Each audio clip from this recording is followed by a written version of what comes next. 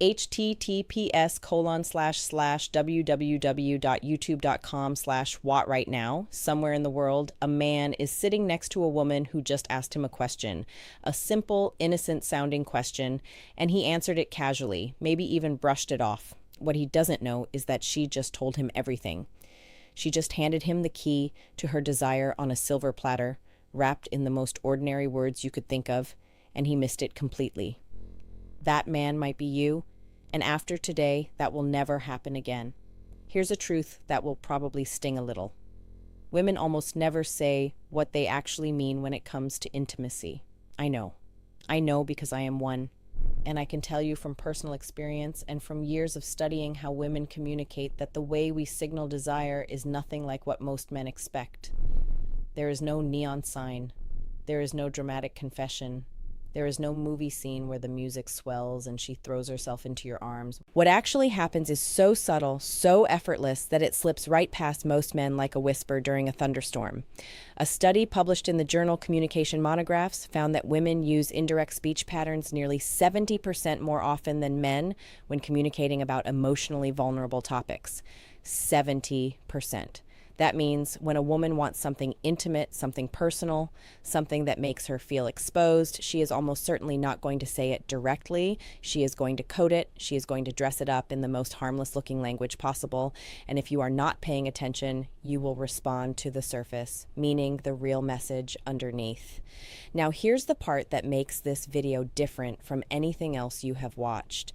I am not going to give you a list of 20 vague signs. I am not going to tell you to watch her body language or read her energy. I am going to tell you the exact 2 questions she will ask you when she wants intimacy. 2, that is it. And once you hear them, you will never unhear them. You will start recognizing these questions everywhere in your past relationships, in your current one, in conversations you had years ago that suddenly make a lot more sense. But before I reveal them, you need to understand something crucial first. You need to understand why she asked questions at all instead of just telling you what she wants, because that context is going to change the way you hear every single thing a woman says to you for the rest of your life. Let me break something down for you that most people never think about. From the time a girl is about 5 or 6 years old, she begins learning a very specific social rule. That rule, whether it is taught directly or absorbed through culture, goes something like this. Do not be too forward. Do not be too aggressive. Do not make the first move. Be approachable but not desperate. Be interested but not obvious. Sound exhausting? It is. But this is the reality of how most women are socialized around the world. Dr. Deborah Tannen, a linguistics professor at Georgetown University, spent decades studying how men and women communicate differently. One of her most famous findings was that women tend to use what she calls rapport talk. That means women communicate to build connection, to test emotional safety, and to gauge how the other person feels before revealing how they feel. Men, on the other hand, tend to use rapport is more about exchanging facts and solving problems. So, when a woman asks you a question, she is usually not looking for a factual answer. She is checking the temperature of the room. She is testing whether it is safe to go further. This is why so many men feel blindsided when a woman suddenly pulls away or loses interest.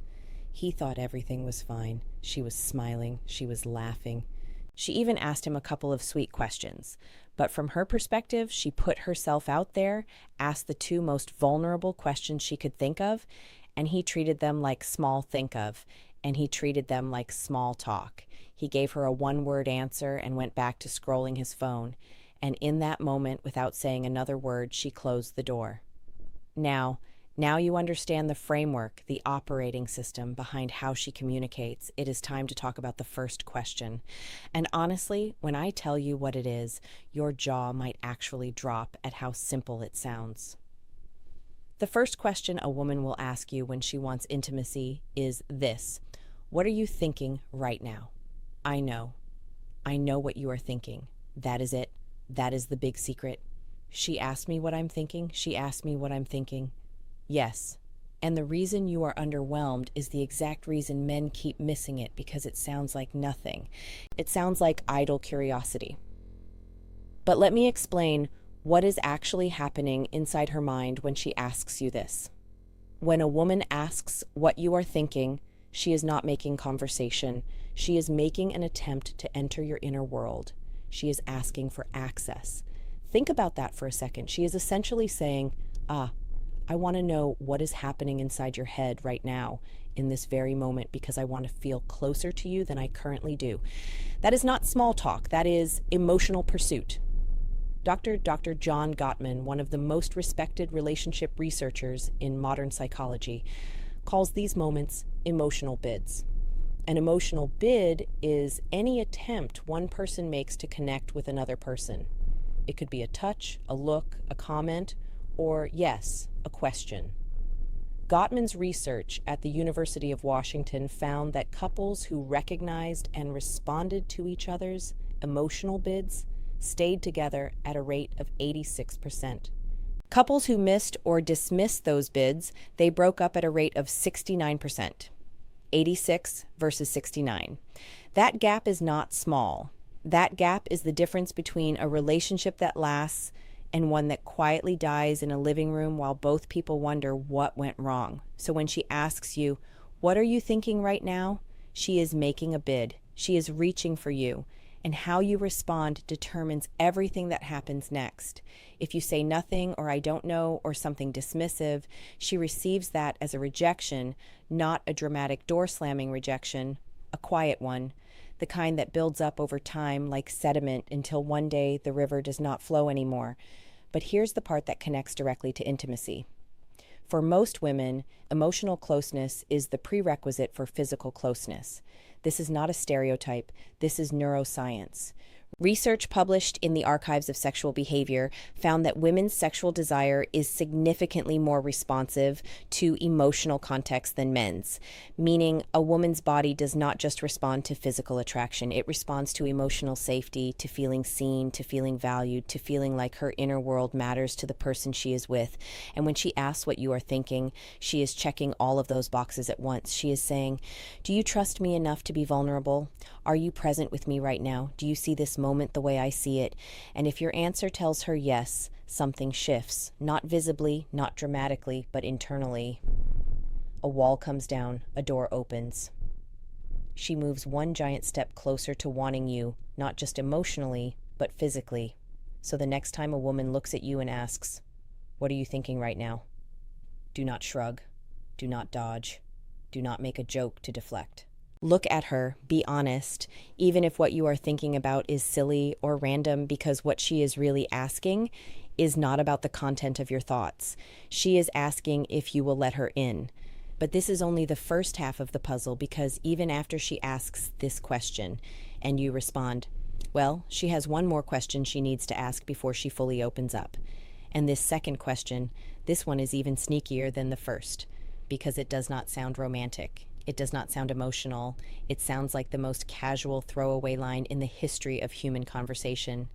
And that is exactly why almost every man on earth gets it wrong. The second question she will ask you when she wants intimacy is this: "Are you tired?" Go ahead, laugh, roll your eyes, think it is too simple, but I promise you, by the time I finish explaining this, you are going to replay at least 3 memories in your head where a woman asked you this exact question and you completely blew it. "Are you tired?" is one of the most brilliantly disguised questions in all of human communication. On the surface, it sounds like concern. It sounds like she is being thoughtful, checking in on you, making sure you are okay. And sure, sometimes that is all it is. But in certain moments, in certain contexts, especially late at night, after a date, after a long conversation, after a moment of closeness, this question is not about sleep. It is about permission. What she is really asking is, are you available? Do you have energy for me tonight? Are you going to roll over and go to sleep, or is something else going to happen? And she phrases it this way for a reason. She phrases it as a yes or no question about fatigue because it gives her plausible deniability. If you say, "Yeah, I am exhausted," she can nod and say, "Okay, good night." And no one gets embarrassed, no one gets rejected. The moment passes without any awkwardness. But if you say, no, I am not tired at all, and she now has the green light to take the next step, to move closer, to touch your arm, to suggest something, to create the kind of moment she has been building toward all evening. This is the brilliance of female communication, and honestly, men should be taking notes. She manages to ask one of the most loaded questions possible while leaving herself a perfectly safe exit.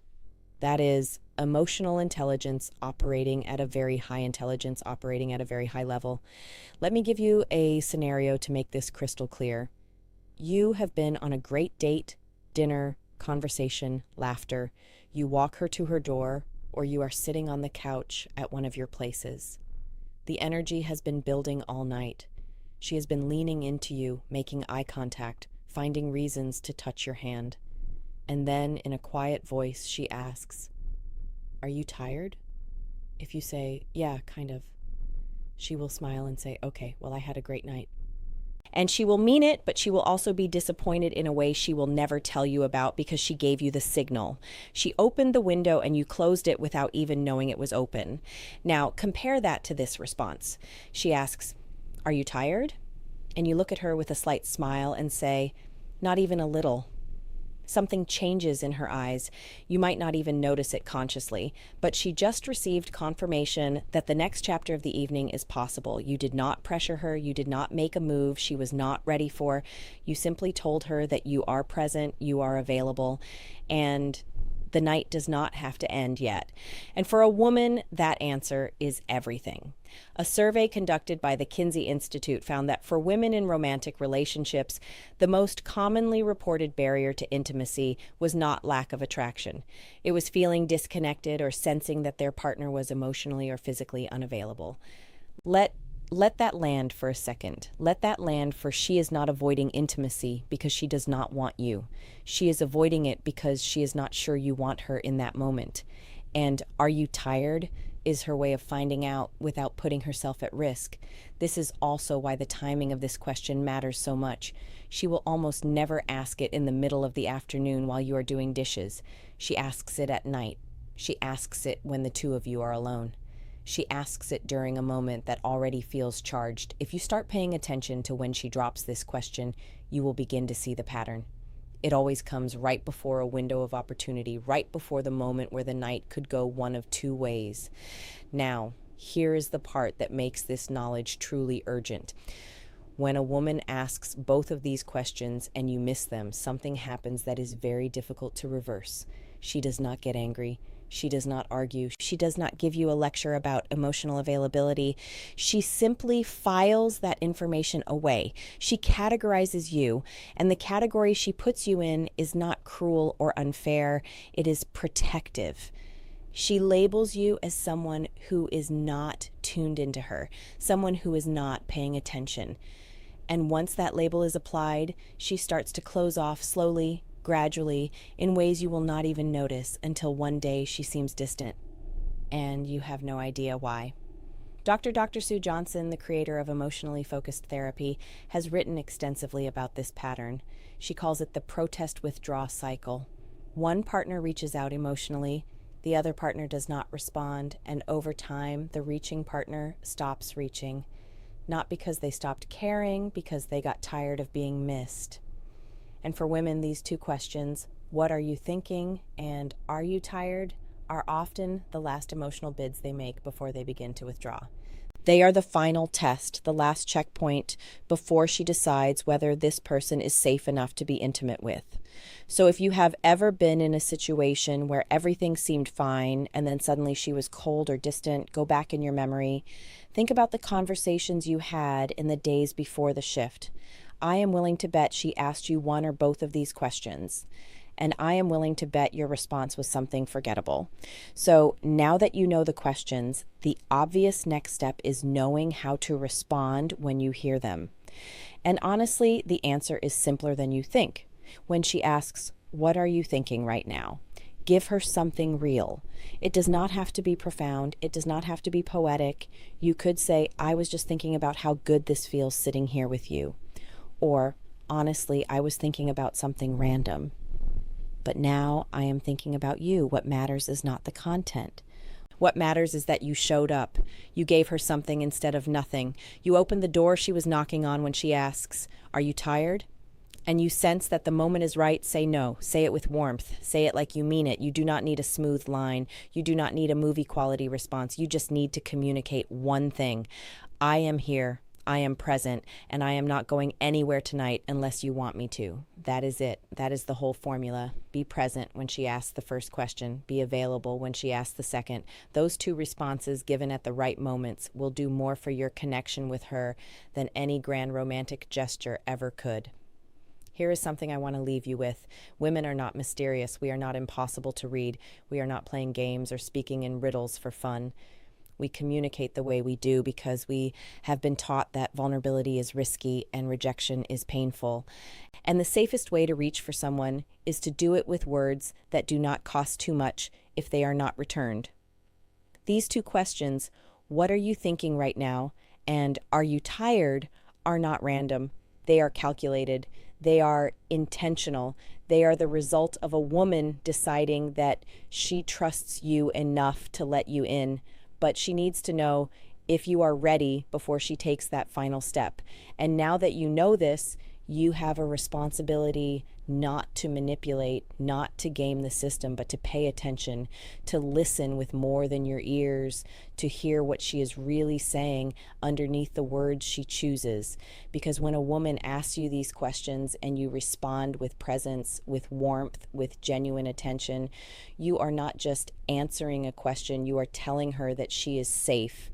And for a woman, safety is the foundation of everything. Now, if what you just learned shifted something in the way you think about female communication, do me a favor. Do not just click away. Leave a comment below with the word signal, just that one word. I want to see how many of you actually made it to this point and absorbed what was shared here today, because the people who comment are the ones who internalize information, and internalizing this is the difference between knowing it and living it. And one more thing before you go, you now know the two questions she asks when she wants intimacy. But questions are only one part of the equation. The other part, her body. Specifically, there are 3 places on her body that if she allows you to touch are a dead giveaway that she wants you. Not maybe, not kind of, she wants you. And most men have no clue what those 3 places are, which means they are constantly second-guessing themselves when the answer is literally right in front of them. I made an entire video breaking this down called, "If She Lets You Touch These 3 Places, She Wants You." It is on your screen right now. Click it, because if you pair what you just learned today with what that video teaches you, you will never misread a woman's signals again. Go watch it now. Woman's signals again, go watch it now. Seriously. CH?V equals CWSI 9D VCBDS.